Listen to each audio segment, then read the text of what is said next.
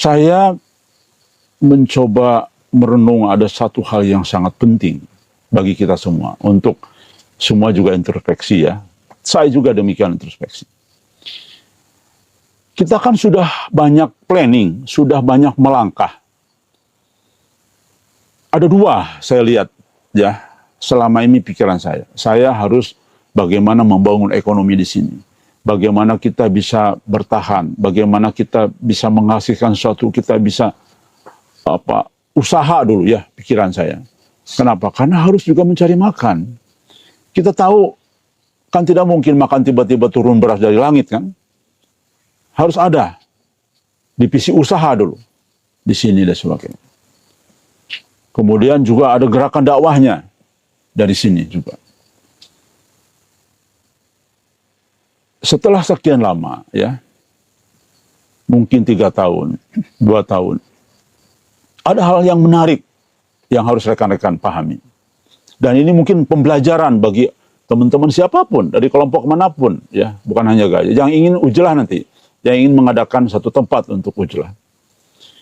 Ini pengalaman penting. Dan pengalaman ini tidak ada pengalaman orang. Saya coba tracking di Google dimanapun. Ada nggak orang punya pengalaman bagaimana berujlah? Caranya bagaimana sebagainya? Tidak ada, belum pernah ada. Saya tracking berkali-kali, beratus kali saya cari. Tidak ada. Jadi kita ini baru pengalaman pertama, uji coba pertama. Ada hal yang menarik. Setelah saya coba list apa yang sudah kita lakukan, baik untuk pemikiran supaya, karena begini, saya kan sudah tutup usaha saya. Padahal usaha itu usaha yang menggiurkan dari sisi duniawi, karena saya bergaul dengan para petinggi, para politikus ya. Karena saya sebagai konsultan politik dan lembaga pemenangan. Jadi tentara bayaran saya itu dalam konteks pemenangan politik. Ya, masyarakat tahulah bahwa berhubungan dengan para petinggi negara, para pejabat, para politikus itu kan uangnya empuk ya. Dan saya kalau mencari rezeki itu kayak makan ular. Ya, sekali makan tidur 6 bulan bisa ya. Bahkan sekali makan 2 tahun tidur pun bisa. Karena untungnya bisa 1000%. Karena kita jualan otak. Baik. Karena saya sudah menutup usaha, tentu manusiawi lah saya berpikir ini uang akan mengalir terus untuk perjuangan besar ini. Apalagi perjuangan dengan Al-Mahdi yang berhadapan dengan mayoritas umat, berhadapan dengan negara-negara barat ya, di dalam hadis, kemudian menghadapi Dajjal, ini perlu logistik yang besar. Ya. Maka saya berpikir bahwa kita harus punya usaha di sini. Maka waktu itu mulailah berpikir untuk mulai berternak lebah ya, supaya ada penghasilan.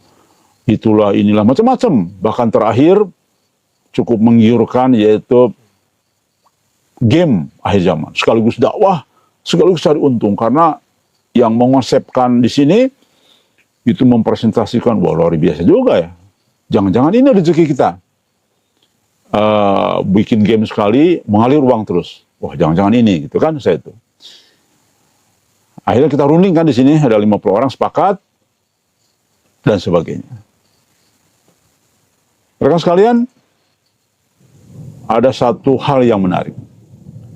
Seluruh rencana yang ada hubungan dengan uang, berpikir untuk penghidupan kita, ada untung, ada profit, semua gagal. Gajah belum pernah berhasil satupun ketika ada niat untuk mencari uang. Karena uang itu perlu kan untuk kehidupan kita semua. Dan untuk ketenangan saya dalam berjuang juga.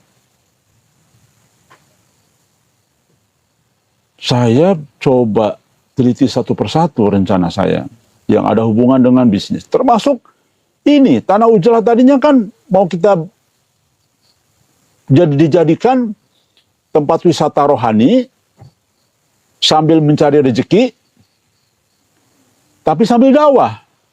ada rezekinya. Dakwahnya bagus kan. Ada perpustakaan Berita Langit, mau saya perbagus tadinya. Tapi karena situasi ternyata, Masya Allah, banyaklah yang sehingga tidak jadi. Saya sudah berusaha menawarkan sana sini macam, tapi ternyata kendala jalan. Pokoknya ada saja kendala-kendala yang tidak membuat rencana berhasil. Padahal rekan sekalian, saya bukan takabur. Biasanya kalau saya bekerja di perusahaan atau saya usaha, hampir jarang saya gagal. Hampir jarang. Ya, selalu sukses, termasuk konsultan politik. Padahal saya tidak pernah belajar politik, saya tidak pernah pendidikan di Amerika. Orang-orang kan bikin konsultan politik tuh dokter-dokter semua dari Amerika ya. Saya enggak. Namun bisnis sederhana, yang saya anggap sederhana itu sebetulnya. Bisnis wisata rohani kan sederhana. Bisnis juga, game juga sederhana. Asal saya nyiapin modal, kemudian sudah ada timnya, dan sebagainya. Semuanya gagal. Nah, saya berpikir, dan ini ijtihad sekali lagi ya, wallahu alam, hanya Allah yang tahu.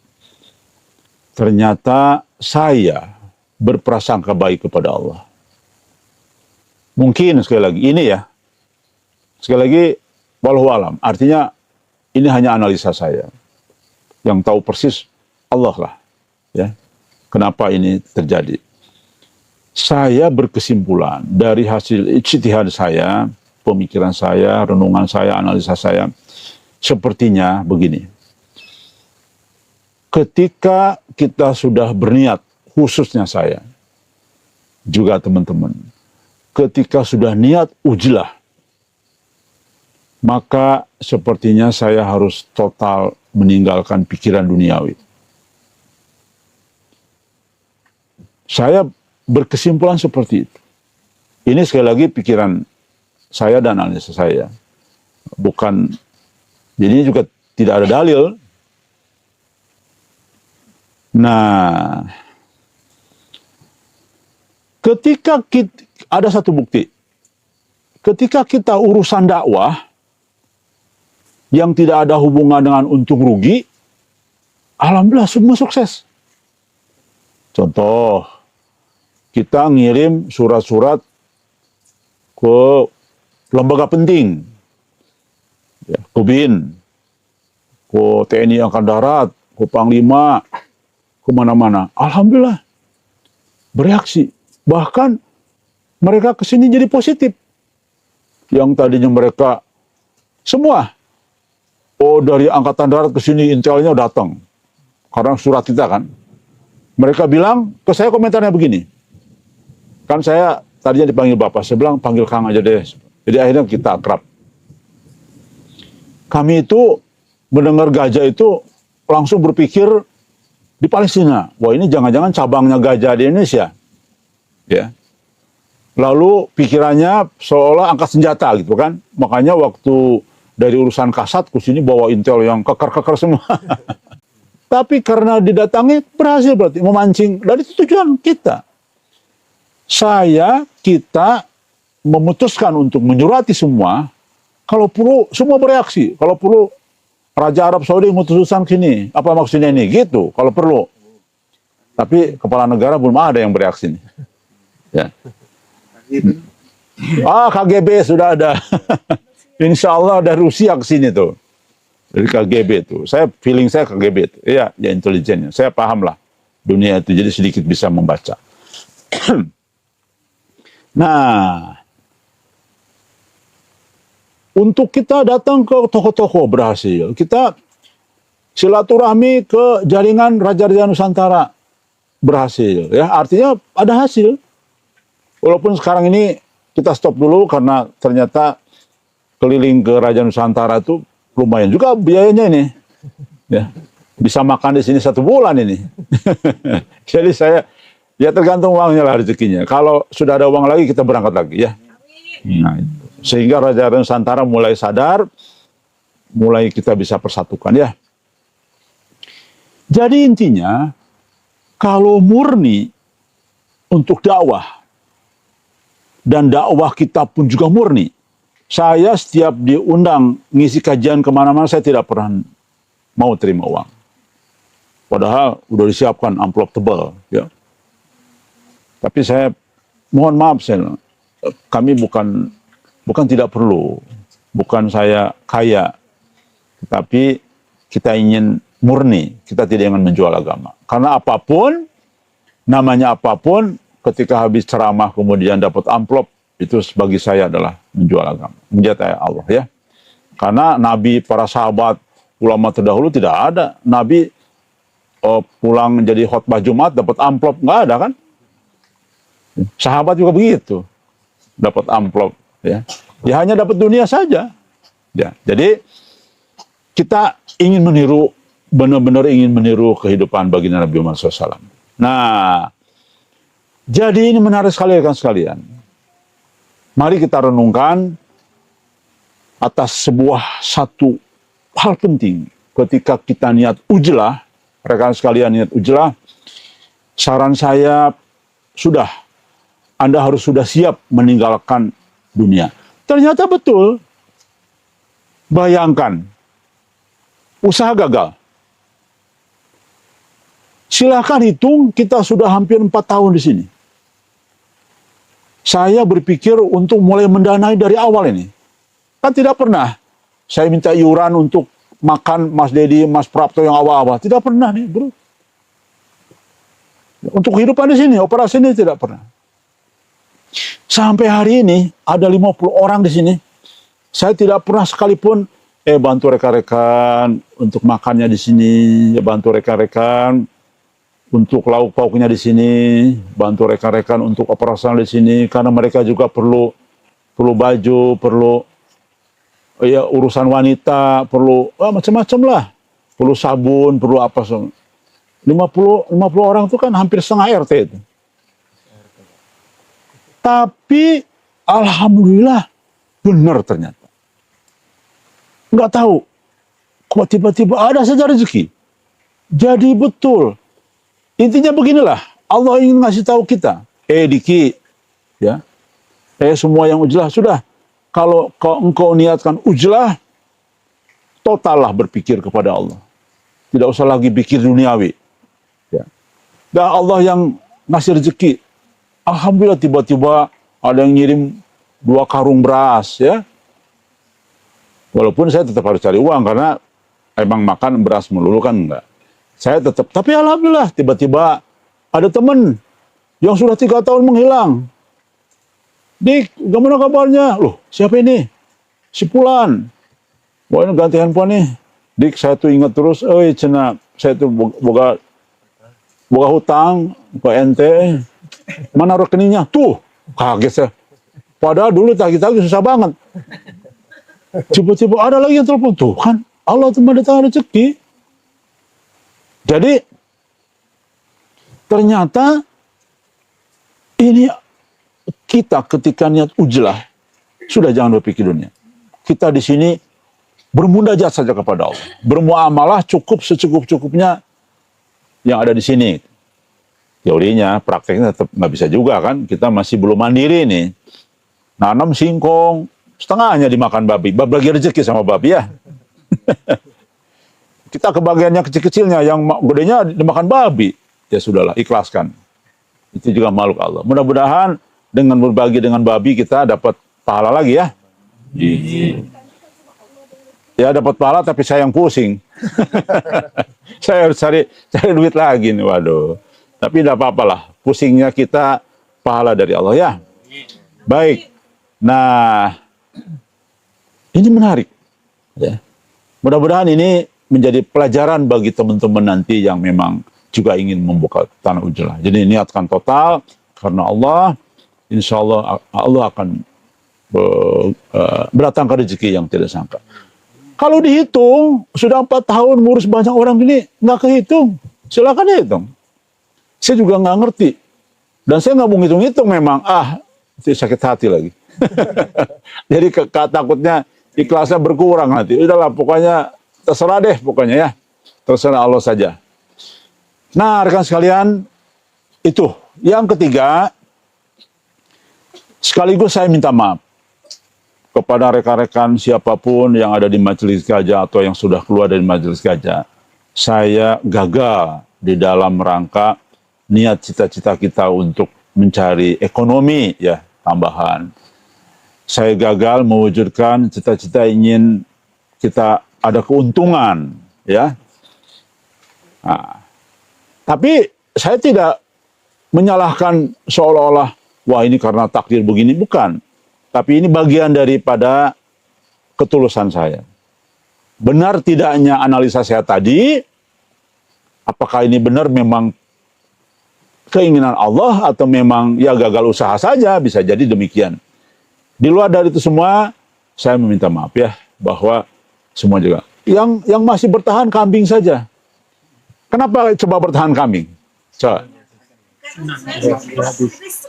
Betul, bahwa semua juga. Yang masih bertahan kambing saja. Kenapa coba bertahan kambing? Coba. Betul. Dan tidak ada pikiran untuk untung, betul itu. Kalau lebah dulu ada pikiran untung. Wah ini untung sekian untuk makan macam bagi hasil kan? Kalau kambing tidak. Ya sudah kalau nanti berternak berternak. Beranak dua bagi dua lah gajah itu. Jadi bukan bisnis itu sekedar ya namanya ngurusin. Alhamdulillah. Ini satu bukti lagi tuh. Yang tidak berpikir cari untung, wah nanti dari kambing itu untung sekian. Enggak, saya juga enggak berpikir begitu. Hanya menjalankan sunnah saja. Karena pada saat itu Nabi mengatakan yang terbaik harta umat Islam adalah kambing. Bertahan alhamdulillah. Bahkan luar biasanya dulu kambingnya jelek-jelek. Karena kita di sini kan baru ya. Saya juga belum pernah ngurus kambing. Ya ternyata yang dari agen itu dikasih kambing kacang semua. Ya. Akhirnya saya berpikir, waduh mati satu-satu karena nggak kuat kan. Ini harus berbulu tebal. Ya sudah, sampai saya akhirnya harus menggantikan karena tukar guling. Dimana tentu kalau kambing kacang 1,2, tapi kalau domba Garut 2,5. Jadi saya bilang saya harus membukin 1 juta ini. Berarti sampai 2 juta satu kambing, tapi saya lakukan. Sudah, saya tidak akan minta lagi kambing teman-teman, domba teman-teman diganti dengan domba terbaik. Alhamdulillah bertahan, coba. Ya. Nah, saya kira ini menarik. Ya, poin kedua ini, jadi untuk jadi bahan renungan kita bersama. Jadi alhamdulillah sekalian, sekali lagi itulah hati nurani pikiran saya yang terdalam, sekaligus saya juga memohon maaf atas berbagai kegagalan. Termasuk tempat wisata rohani ini juga gagal. Padahal ini besar biayanya, ya. Membuat jembatan, mendatangkan listrik ke sini, kemudian bikin gazebo, tenda, wah, mengerjakan jalan-jalan macam-macam lah. Hampir habis 400 juta ini. Rekan sekalian, saya akhirnya berniat untuk mengembalikan saham itu ke Bahamidah. Bayangkan, saya sudah dari 4 bulan lalu, 6 bulan lalu, saya ingin mengembalikan itu. Sudahlah, saya kembalikan sahamnya saja. Saya tidak tahu dari mana uang sebesar itu, tapi saya niatkan. Mudah-mudahan satu ketika Allah memberikan rezeki yang tidak disangka ya. Amin. Untuk mengembalikan itu. Biar kita tenang juga di sini, karena bagaimanapun Bahamidah sudah investasi di sini. Karena tujuan dulu adalah sekaligus ini wisata rohani untuk mendatangkan uang supaya kita juga di sini bisa makan dan sebagainya. Jadi semua dalam posisi gitu ya. Maka saya berani melakukan satu langkah. Ya sudah, kalau begitu saya ingin meniatkan untuk mengembalikan uang itu. Saya sudah ada usaha untuk mencoba manuver mengembalikan uang itu, tapi belum berhasil. Itu ketika mudah-mudahan Allah ngasih peluang.